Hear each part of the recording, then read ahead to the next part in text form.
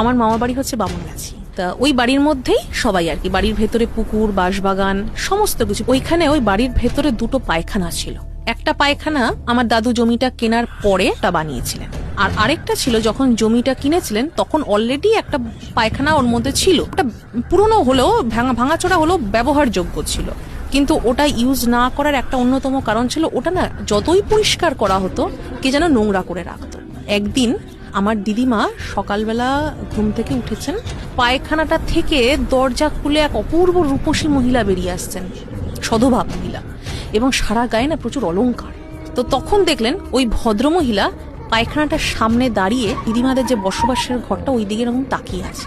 পায়খানাটার পেছনে যে তেঁতুল বন, সেই তেঁতুল বনের মধ্যে কোথায় জানি চলে গেলেন।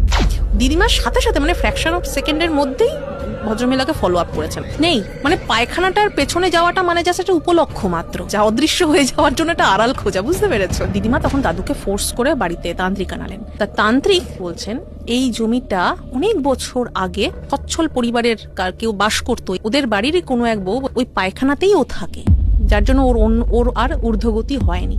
বললেন যে আমি ওর ঊর্ধ্বগতি হওয়ার করছি, না হলে বড় কষ্টের জীবন কাটাচ্ছে। ও তখন ওকে মুক্তি দেওয়ার কর্মের ফলে অভিশপ্ত হয়ে এখন প্রেতিনী হয়ে এখানে বাস করছে।